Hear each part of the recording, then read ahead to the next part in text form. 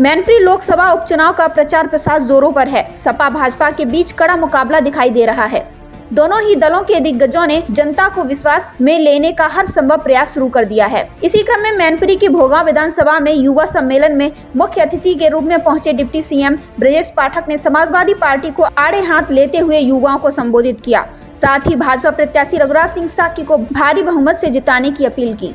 कार्यक्रम के बाद डिप्टी सीएम ब्रजेश पाठक बोले कि मैनपुरी लोकसभा उपचुनाव में बीजेपी प्रचंड बहुमत से जीतेगी। यहां के समीकरण को देखते हुए पांचों विधानसभा क्षेत्रों में जाने के बाद मैं दावे के साथ कह सकता हूं बीजेपी ही जीतेगी। और एक माहौल बना है। इस बार लोगों ने परिवर्तन का मन बना लिया है। लोग गुंडई से अराजकता से उबे हैं। वहीं क्या कुछ कहते नजर आए डिप्टी सीएम ब्रजेश पाठक, आइए देखिए इस रिपोर्ट के जरिए। आदरणीय मुख्यमंत्री योगी जी को सब लोग जानते हैं। मैनपुरी में तो और आफत थी। प्रदेश का कोई जिला हो, कोई शहर हो, गुंडे, बदमाश, लुच्चे, लफंगे तरह तरह की फब्दियां कसते घूमते थे।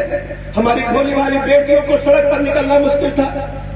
Degree college, school, inter college के बाहर जहां महिलाएं काम करती थी, वर्क स्टेशन पर समाजवादी पार्टी के संरक्षण में गुंडे उन पर बुरी नजर डालते थे।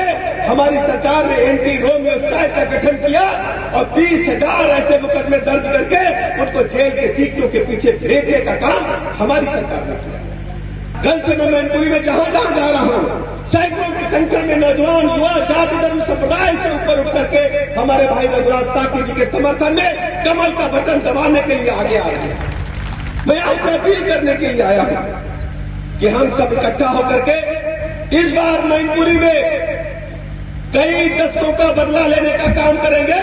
जिनको सामाजिक रूप से अपमान का घूंट पीना पड़ा है, जिनके हक और हुकूक लूटे गए हैं, आज मैं आपको बधाई देने के लिए आया हूं। बधाई इस बात की है कि आज ही के दिन संविधान को अंगीकार किया गया था।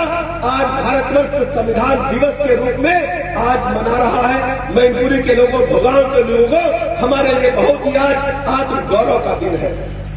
बाबा साहब भीमराव अम्बेडकर ने जब संविधान बनाया तो उन्होंने तय किया कि अब राजा रानी के पेट से पैदा नहीं हो। मैनपुरी के लोगों इकट्ठा होकर के एक एक वोट कमल चुनाव चिन्ह के आगे बटन दबाकर बाबा साहब भीमराव अम्बेडकर के सपने को साकार करें।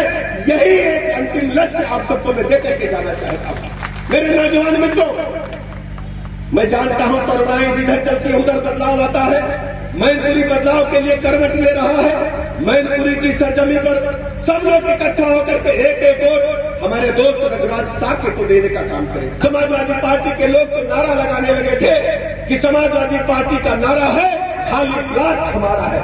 इसलिए मेरे मित्रों, मैनपुरी के लोगों, आपने देखा होगा एक एक गाड़ी में 10-10 राइफलें भर करके लोग चलते थे। मैनपुरी की भोली भाली जनता को पीटते थे, बेइज्जत करते थे सरेआम। आज पूरे उत्तर प्रदेश में लॉ एंड ऑर्डर और मजबूत हुआ है।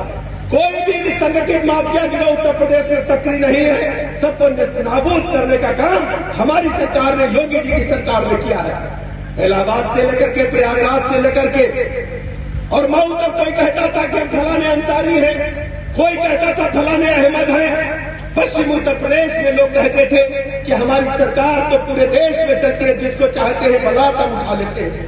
लेकिन योगी जी की सरकार ने सबको जेल के सीटों के पीछे भेजा और हमने 2,500 करोड़ से अधिक संपत्ति को जब्त करने का काम किया है, जो गुंडई की बदौलत, माफियागिरी की बदौलत बनाई गई थी। पूरे प्रदेश में मॉडल लोकसभा क्षेत्र के रूप में विकसित करने का काम योगी जी की सरकार करेगी। कोई भी सड़क, नाली, खड़ंजा, ट्यूबवेल, जो भी डिमांड आपकी है, मैंने कई गलियों में जाकर के देखा है, कई गांव में जाकर के देखा है। सड़क नहीं बनी क्योंकि हमारे लोग वहां नहीं रहते हैं, हमारे वोट वहां नहीं रहते हैं। ऐसा समाजवादी पार्टी की सरकार ने दुर्भांत करने का काम किया है। इसलिए मेरे मित्रों, आज अवसर आया है 5 तारीख को सभी लोग इकट्ठा हो जाएं, जाति, धर्म, संप्रदाय से ऊपर उठ करके कमल चुनाव चिन्ह के बटन दबा करके ऐतिहासिक वोटों से हमारे दोस्त को विजयी बनाएं। इन्हीं लफ्जों के साथ मैं आप सबका आभार प्रकट करता हूं। बहुत बहुत धन्यवाद। मैनपुरी लोकसभा चुनाव में भारतीय जनता पार्टी प्रचंड बहुमत से चुनाव जीतेगी। यहाँ के समीकरण को देखते हुए पांचों विधानसभा क्षेत्रों में जाने के बाद मैं दावे के साथ कह सकता हूं बीजेपी ही जीतेगी और एक माहौल बना है। इस बार लोगों ने परिवर्तन का मन बना लिया है। लोग गुंडई से, अराजकता से उभरे हैं और समाजवादी पार्टी ने अपने कार्यकाल में जिस ढंग से लोगों की मनोभावनाओं के खिलाफ काम किया है, अब लोग खुलकर के चुनाव मैदान में उतर करके बीजेपी को अपना आशीर्वाद दे रहे हैं। आप जानते हैं कि भारतीय जनता पार्टी शुचिता के साथ, निष्पक्षता के साथ चुनाव लड़ती है और धीरे धीरे जनाधार जिस ढंग से मैनपुरी में बढ़ रहा है लगातार और लोग घरों से निकल करके हमारी सभाओं में आ रहे हैं, अपना आशीर्वाद दे रहे हैं, ये 100% बीजेपी ही इस बार जीतेगी। मैं भी उनको प्रणाम करता रहा हूं और सबसे सीनियर नेता थे, लेकिन भारतीय जनता पार्टी शुचिता के साथ मैनपुरी में इस बार अपराध मुक्त, भ्रष्टाचार मुक्त मैनपुरी में सुशासन देना चाहती है। और लोगों का मानना है कि जिन लोगों की बेइज्जती हुई है, जिन लोगों को पीटा गया है, जिनके खेत मकान दुकान कब्जा किए गए हैं, जिनको मतलब बेइज्जत किया गया है, ऐसे सब लोग इकट्ठा होकर के भारतीय जनता पार्टी के कमल को खिलाना चाहते हैं।